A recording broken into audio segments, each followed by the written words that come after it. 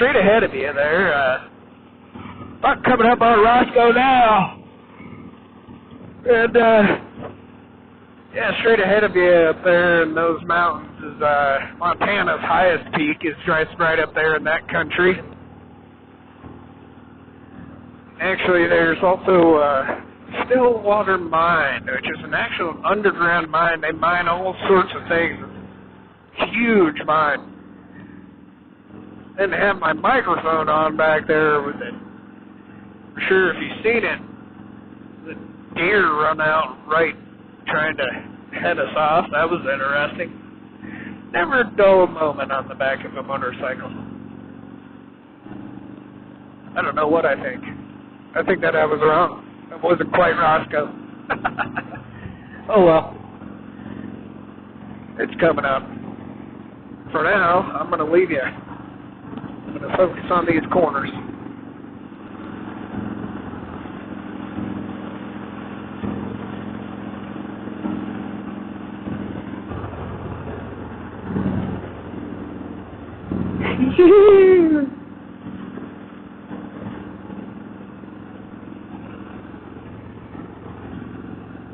Yeehaw!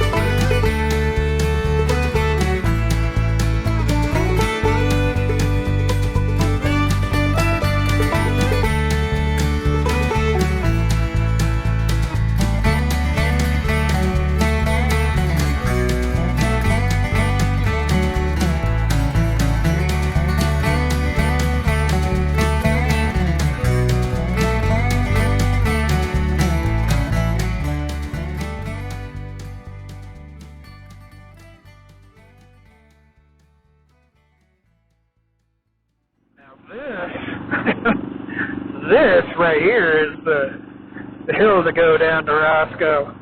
I don't know what I was thinking.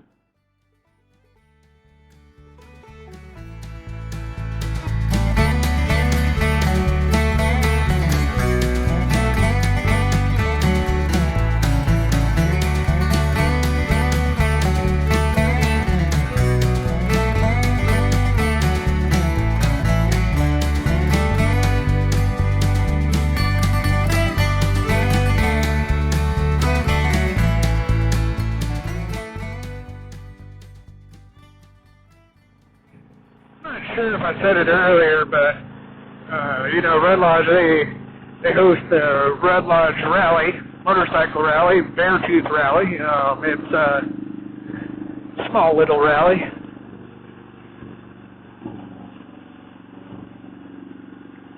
It's pretty dang cool.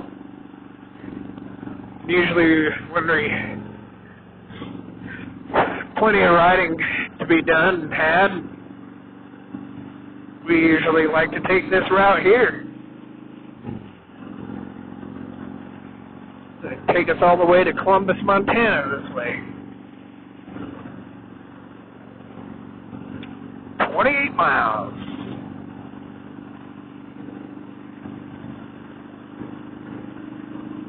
Well, so long. I think that's pretty much the coolest part of that. So I'm going to let you guys go and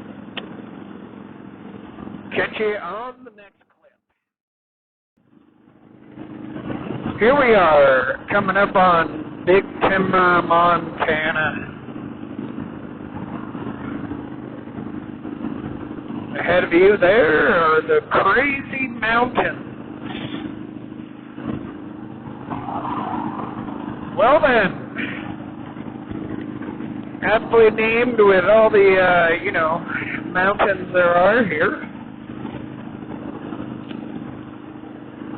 You catch a glimpse of the water to our right, the Yellowstone River.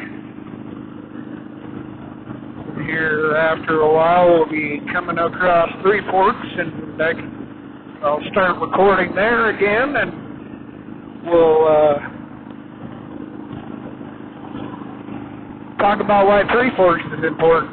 You guys can correct me if I'm wrong, but I believe Chief Plenty Coup, he was a Crow Indian chief, and he went up there in those mountains and had a vision of the white man before the white man came out west. And the most prominent peak that you see there, I believe, is Crazy Peak. It's also said that there's a lot of cool stories about that cat. I think it's the same story as there's a legend where when he was a young boy, he fell in a fire and was burnt from head to toe, and he went to the Pryor Mountains, which are they're just north of the basin where we live, and he went up there, and little people helped him. And typically, you know, per legend, the little people weren't very nice to humans. But Chief Plenty Coup, they took him in and healed him of his ailment. I guess that really just summarizes up, you know, the story of Chief Plenty Coup and how the crazy mountains come into play and his vision. You know, if you look up to the left of the frame there and you see the mountain range to our left, that'd be the same mountain range we were following on the left-hand side as we were coming across the basin there. I guess they call that the Beartooth Range, but there's also part of the Absaroka mountain range in its entirety. Beautiful. I don't know, I think we're pretty blessed to live out in this country and get a ride. I don't know, there's probably only quite a few people that only ever get to come out here once in their lifetime. We get the opportunity to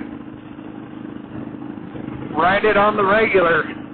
This is by far my favorite ride, regardless if we're on the interstate right now in Montana. I mean, you just look at the views here. I mean, just mountain range after mountain range. Pan to the right here a little bit. Hopefully you can see that.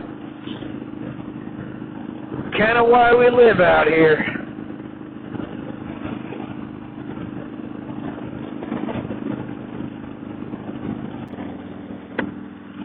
We're coming up on Three Forks, Montana. Well, so the importance, I guess not the importance, but just some fun facts.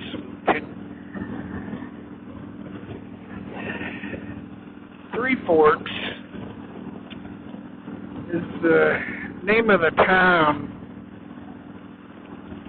where Three Forks, three different rivers come together and join. We're crossing our first fork, the Gallatin River.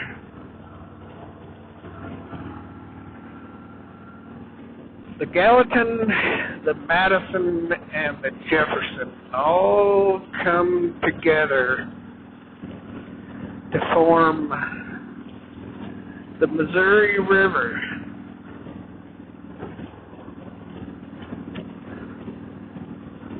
The Yellowstone that we were following back there is also a tributary of the Missouri River as well. Very neat to think that most of all the water in the western part of the U.S., mainly Idaho, Montana, Wyoming, Colorado, are all headwater states.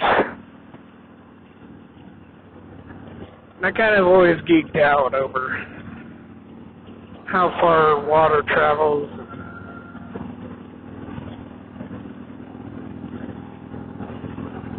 Exactly what water does for us.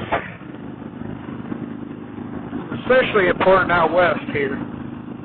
Right now you can tell it's very brown, and it's only the first week of July, and you know, we haven't had much moisture out here.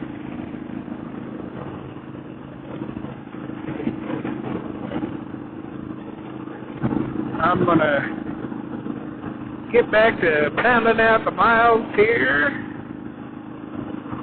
Just got about another 40, 50 miles to get to Butte, Montana. And there we'll check in again.